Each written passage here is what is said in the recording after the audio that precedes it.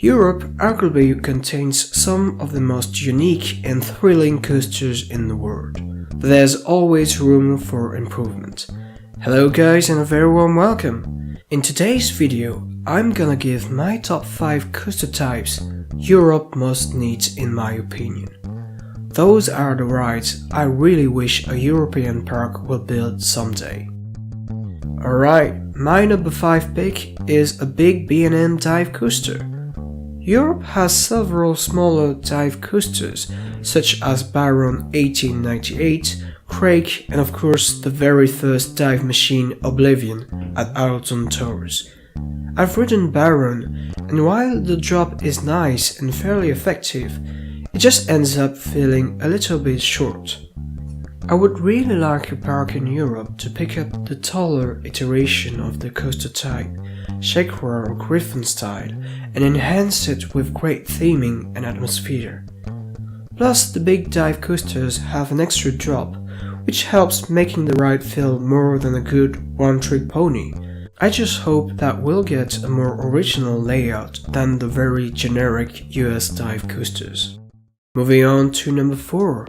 I genuinely wish Europe will eventually get an SNS 4th dimension coaster.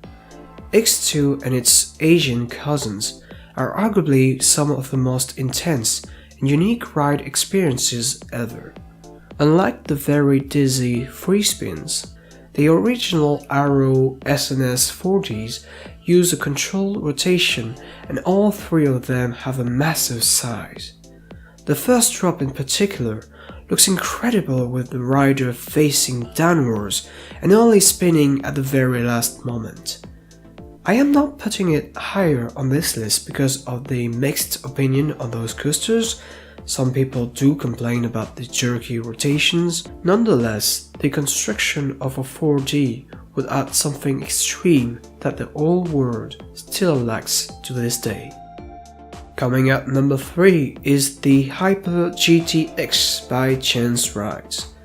As of the time this video is being released, there is only one such model currently open, and it is Lightning Run at Kentucky Kingdom. It received mostly great reviews. Many enthusiasts praised the aggressive airtime coupled with funky twists and laterals. I think this would be a really smart investment for small or mid-sized parks in Europe. You get a fun airtime machine without spending outrageous amounts of cash.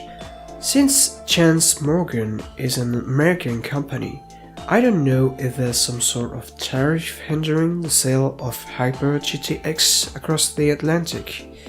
Nevertheless, I believe this coaster model is one of the best value for money you can have in the industry, and I would really love to compare it with Intamin and Max Mega-lites.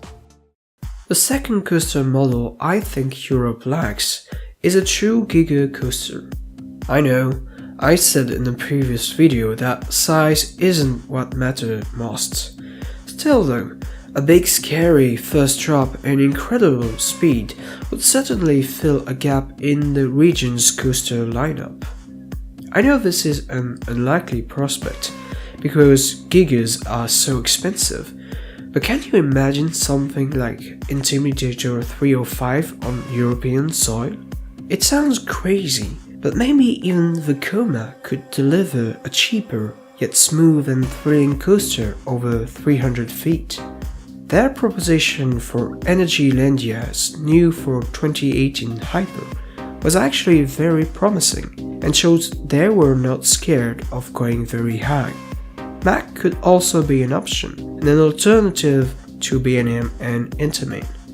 So Giga coming to Europe isn't the most likely prediction, but it will certainly make many coaster fans in the continent very excited. Finally, I believe an RMC Iron Horse conversion is what Europe most needs. No surprise here, and for 2 reasons. First of all, RMC hybrids are simply amazing. They have a fast pace and provide a great amount of ejector airtime. Their layouts are inventive, using floaty rolls and wicked laterals. Reason number 2, There's a fair amount of neglected and rattling woodies all across Europe. The potential for Alan Schilke upgrades is huge, and indeed coasters such as Tonnerre de Zeus, Bandit at Movie Park Germany, or even Stampeder are great source material for conversions. I really hope that Rocky Mountain construction will eventually breathe new life into those derelict woodies, because that would make Europe's collection of coasters even better.